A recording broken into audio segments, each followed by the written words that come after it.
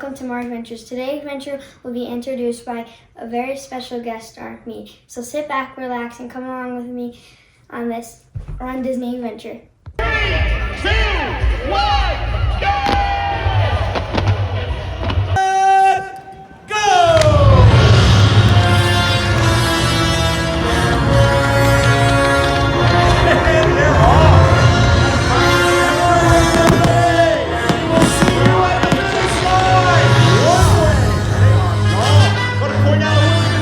Everybody, welcome back to More Adventures. That very special intro is by my niece Claire, so make sure you give her a good thumbs up.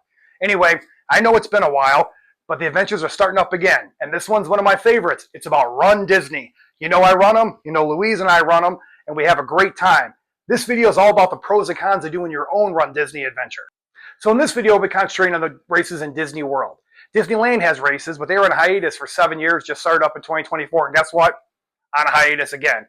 Now, we are doing our first Disneyland race, the Halloween one, coming up here in a few weeks, and I'll definitely do a video about that one. But since they're going on another hiatus, we're going to concentrate on Disney World. Now, if you're new to this, you might be wondering, what is a RunDisney race? These are theme races of varying distances. Every weekend has a 5K and a 10K. Every weekend but springtime has a half marathon, and the marathon weekend in January is the only time you're going to run a full marathon. Now, the full marathon is going to take you through all 5 parks. It's the only way you're going to run through Animal Kingdom. So you got to pay the price if you want to do something cool like that. I'm going to stick to the cons of only running the races. I'm not going to include registration day because that's its own animal. Now, one of the biggest cons you're going to find with any RunDisney race is the cost. These are going to be some of the most expensive races you ever sign up for. Now, you will see where the money goes because they are very well organized, which leads into another pro. But when you do the dopey, you're looking at upwards of $700 plus. But that leads us to one of the pros, how well organized these races are. You're definitely going to see where your registration dollars went. The sheer number of volunteers, aid stations, the amount of porta-johns is staggering. There's medical all up and down the course. There's on-course entertainment.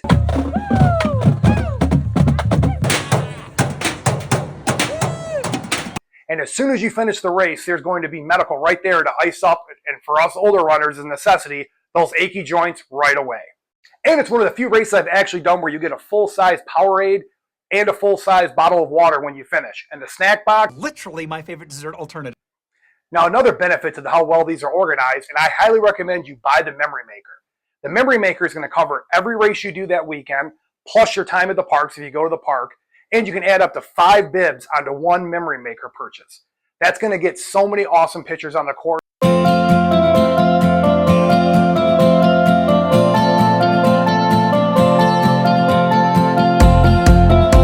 You don't have to worry about trying to pull your phone out or any other jazz. All those photos when you're moving, don't even pay attention, so you'll get that real look where I have a bunch of those. I definitely highly recommend it because it's well worth the price. Another part of the organization is Disney sends out a really comprehensive virtual event guide for all participants. It'll have all the maps, race times, corral closing times, bus schedule, all that stuff. And they send it to you a few weeks before the race, so you can definitely start planning how you're going to attack that race. Another con is ridiculously early start times. Every race starts at 5 a.m. The buses start at 3 a.m. That means if you do dopey, you are up every day at 3 a.m. for 4 days straight as the distances get further and further. And it's the sheer force of will it takes just to get up, let alone complete the races.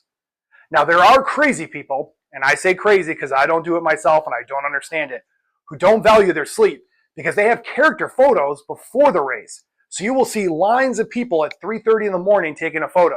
We like to do all our stuff after the race. Now, we have a strategy that works really well for us. It gives us plenty of time to use the restroom, stretch, and get in our corral with no time at all wasted. If you're interested in that, leave enough thumbs up and comments, and we'll post a video about our strategy to how to crush the RunDisney races. 3, 2, 1, go! Now, you can tell by that video and this one, every single corral has fireworks. It doesn't matter where you start, they're going to have fireworks. And that's a super cool way to start every single race. It doesn't matter what wave you're in. It doesn't mean if you're in the back, the front, you're going to get fireworks to send you on your way. And that's a unique thing to Disney. 3, 2, 1, go! Now, this is kind of somewhat mitigated by how well organized the races are, but I thought it was worth a mention, and that is the sheer amount of people who run these races. Every single race has thousands of participants, so that means every Run Disney event you run is going to be one of the largest events that you are ever going to run in. Now, that's going to lead to bottlenecks because you're running through the parks, and the parks are not designed for that many people to go shoving through at once trying to run. So if you're looking at PR, you're going to have to be in the front of a corral, or maybe a Disney race is not the best place to do it. But that's you. Run your race. I just wanted to give you a heads up that there's nothing they can do about it. If you want to run through the parks, this is one of the prices you have to pay. But of course, that leads us to one of the biggest pros, running through the parks. It's so cool to run through one of the parks at night. You get to run through Hollywood Studio, you get to run through Epcot, you get to run through Magic Kingdom, and Marathon Weekend, you actually get through Animal Kingdom.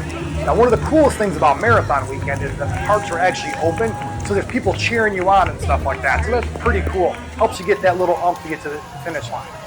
Now, there's nothing like running through the parks, taking that castle photo at night and seeing, the park is dead is fantastic. When you run the Marathon Weekend, Main Street will be lined up with people cheering you on, come rain or shine. It is completely, lack of a better word, magical.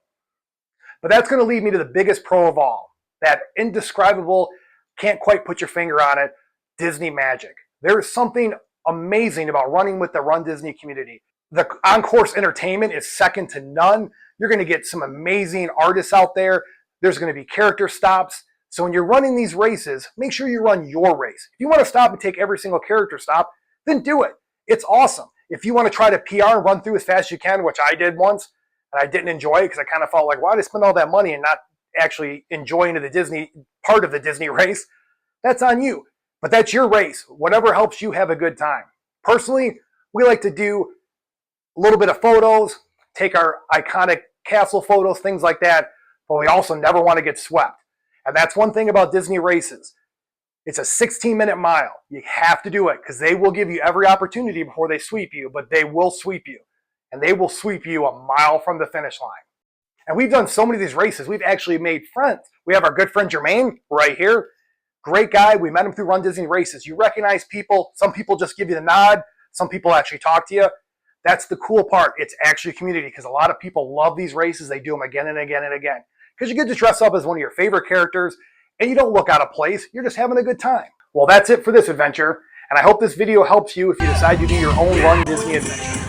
Whether you try to run as fast as you can or take your time and soak in all the sights and sounds. Maybe take as many photos of those Disney characters as you possibly can. But in the end, it's all about running your race. And if I get enough views and comments, we could do a race video which explains our strategy on how to finish and still have a great time. So, until next time.